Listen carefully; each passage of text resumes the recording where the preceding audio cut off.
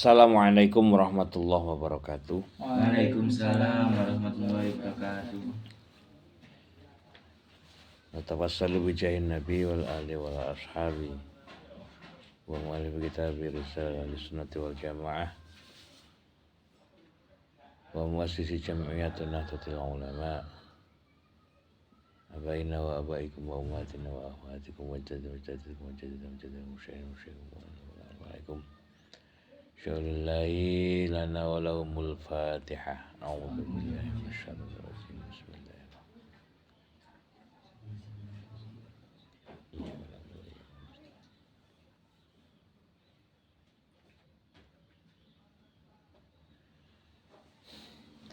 Bismillahirrahmanirrahim. Alhamdulillahi rabbil alamin. Wa bihi nasta'inu ala umuri dunya waddin. Assalatu wassalamu ala asyrafil anbiya wal mursalin. Sayyidina wa maulana Muhammadin wa ala alihi wa ashabihi ajma'in. Subhanaka la ilma lana illa ma 'allamtana innaka antal alimul hakim. Allahumma qad istawda'tuka bima 'allamtani wa ilayya jahad inda hajati ilayhi wa la tunsini ya rabbal alamin. Allahumma nawwir qalbi bi nuri hidayatika kama nawwartal arda bi nuri syamsika innaka 'ala kulli syai'in qadir. Rabbi shrah li sadri wa yassir li amri wa hlul 'uqdatam min lisani yafqahu qawli.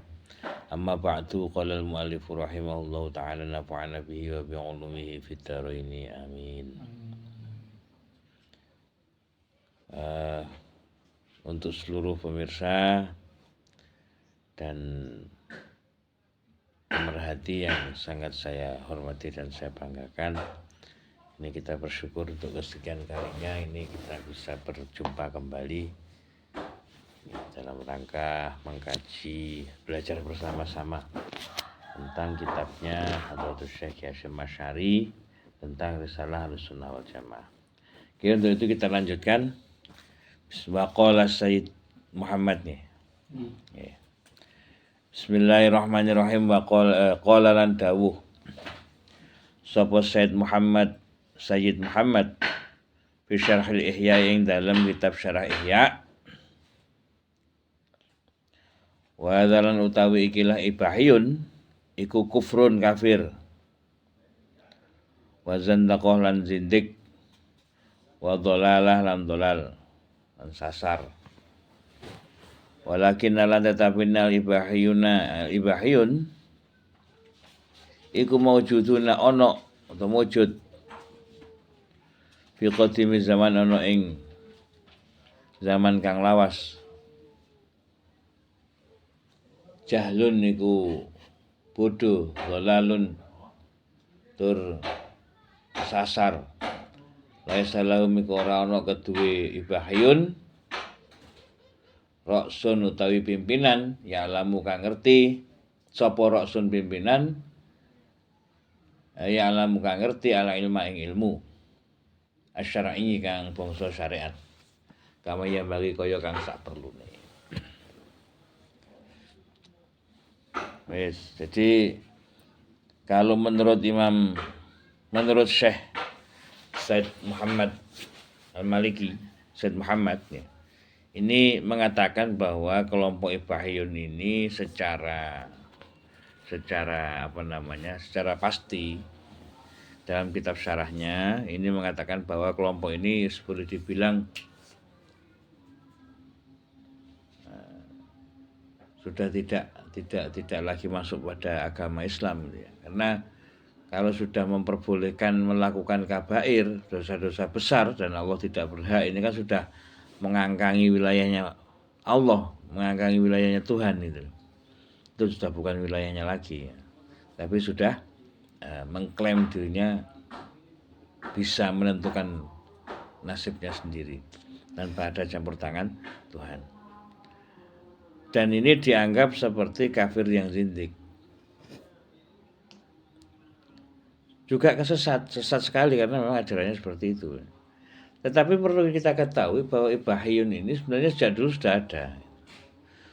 Sejak dulu ada, cuma ya untuk orang-orang yang kadang-kadang itu kalau di sini diperjelas mereka jahil, dolal, laisa lahum ra'sun ya'lamul ilma asyariyah.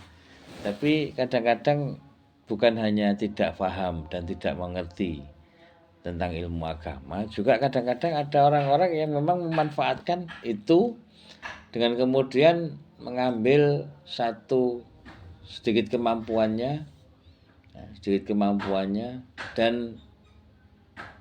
kemudian dengan pendekatan-pendekatan tertentu yang agak ada chemistry antara imamnya dengan jamaahnya, yang akhirnya menjadilah satu pengelompokan.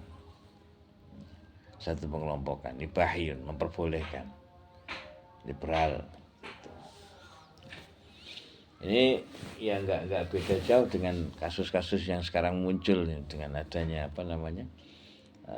pemahaman baru yang tidak jelas ini. Ini rata-rata seperti itu. Mereka hanya mengikuti pemikiran orang yang dianggap tokohnya.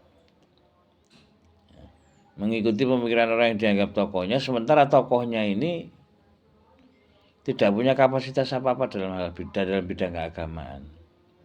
Hanya mungkin ada chemistry atau hubungan kesamaan berpikir antara jamaahnya dengan tokohnya tersebut, sehingga ya ada seperti itu. Kemudian ada pembelajaran yang tidak jelas, seperti kasus yang pernah kami tangani ya, di Pasuruan juga, yang ada di salah satu kecamatan yang ada di Kabupaten Pasuruan. Ini ada yang asalnya dia itu seorang semacam tabib, kemudian orang-orang yang mungkin pernah diberi jasa bisa sembuh gitu ya, walaupun sebenarnya yang menyembuhkan tetap Allah ya. Mungkin karena lantaran dia gitu ya, karena wasilahnya dia, lantaran dia ini kemudian sering sekali komunikasi. Nah, dalam komunikasi itu kemudian terjadilah semacam pengkultusan. Dari pengkultusan itu kemudian muncullah sebuah kajian. Dari kajian itu muncullah sebuah kelompok. Ini yang sampai mengatakan bahwa ini lebih dari bakhil ini. Pernah ketemu sama malaikat Jibril, pernah ketemu malaikat Malik, pernah jalan-jalan ke neraka pernah disyafaati hingga dingin. Ini ada kelompok ya di daerah-daerah wilayah kita ini, dan sudah kita selesaikan. Alhamdulillah sudah kita selesaikan dan sudah kita tobatkan. Nah, ini muncul ya karena ketidakmampuan berpikir saja. Saya kira itu untuk ibahiyun. Oke, kita lanjut ya. Wa minhum lan setengah saking abad man iku wong kala kang ucap sapa man bib tanasuhi kelawan niti tanasuhul arwah kelawan niti-nitine pira-pira roh wanti qalihalan perpindahane roh abadan abada kelawan selawas-lawase bil ashkhosy ing dalam salah sijine wong tahruju kang metu apa roh min badanil akhir maring badan kang meneh min jinsi bayane kang sak jenis au ghairi utawa liyane jinsi wa zamalan ngeklaim nganggep haulai utawi iki man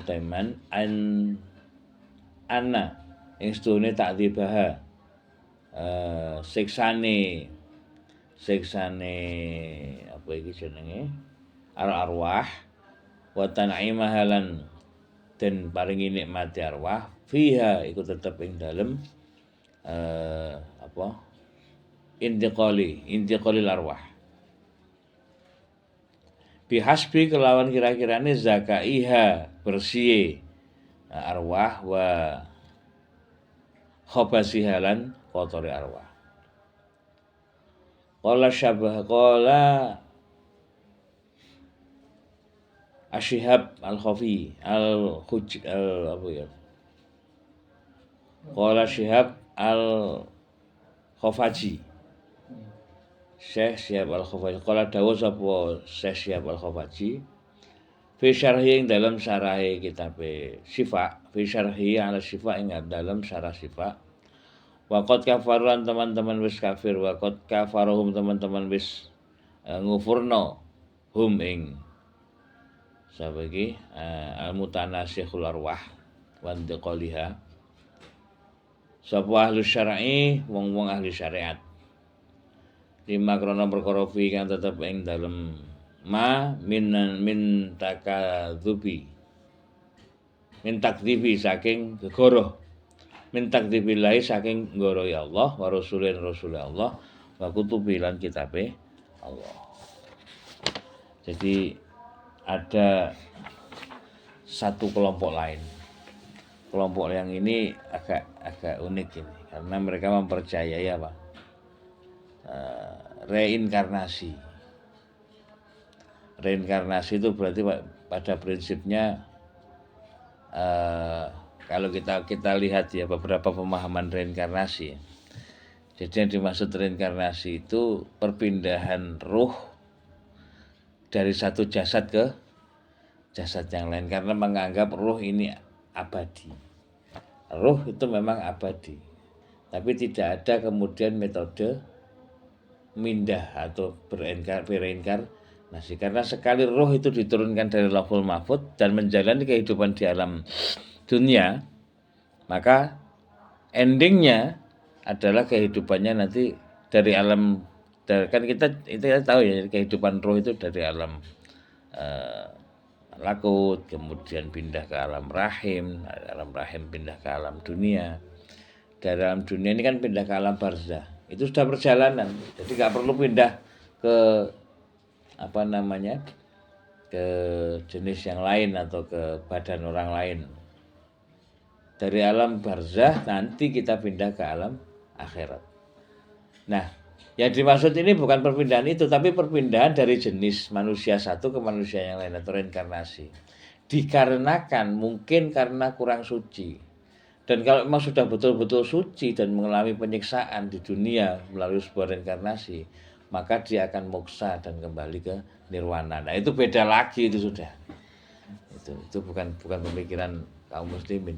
Kalau kaum muslimin kita memang berpindah dunia memang. Karena ruh itu abadi.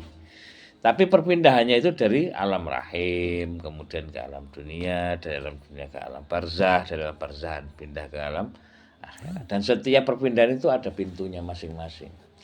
Dari alam ruh ini dari alam malakut, ruh dipindah ke alam rahim, pintunya adalah pertemuan sperma dan ovum kan gitu. Kemudian dari alam masuklah ke alam rahim, dari alam rahim pindah ke alam dunia, pintunya adalah kelahiran. Dari alam dunia ini kita pindah ke alam barzah, pintunya kematian. Dari alam barzah kita pindah ke alam akhirat, pintunya kiamat. Nah, itu pintunya.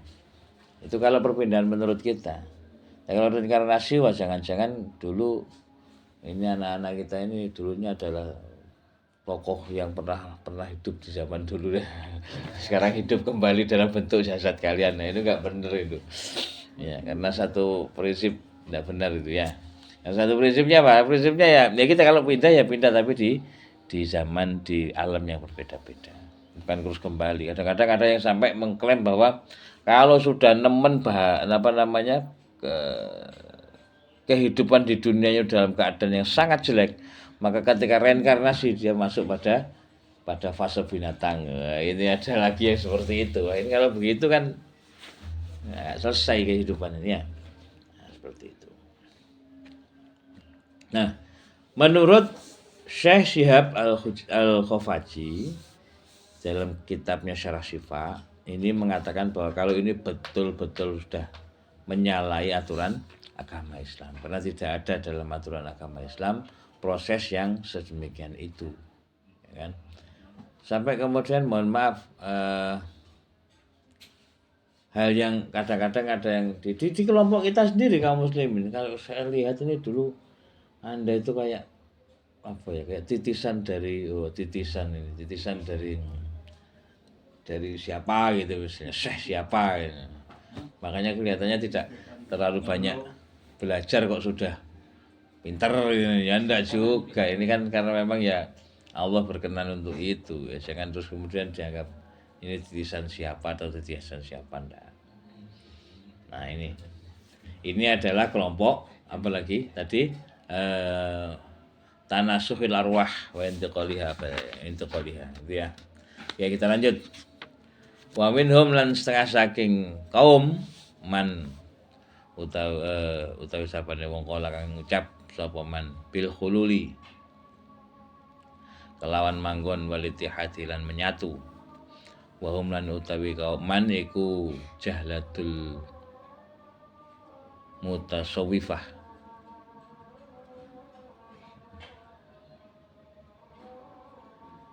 bodone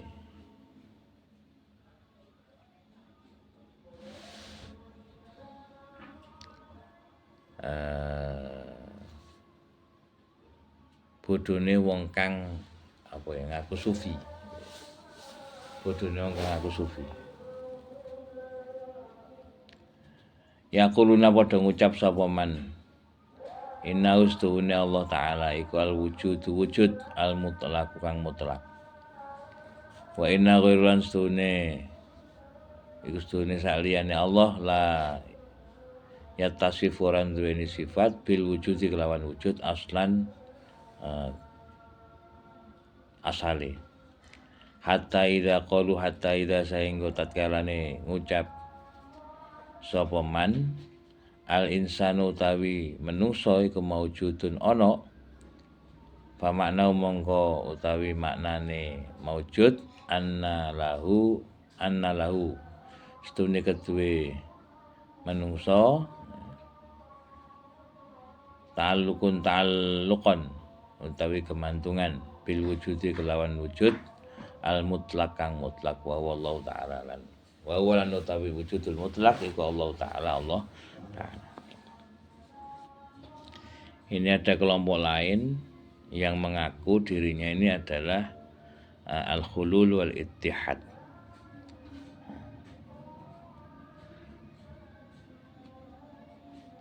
Jadi apa istilahnya, kalau dulu itu ada kita kenal manunggaling kawula Gusti al-Hallaj.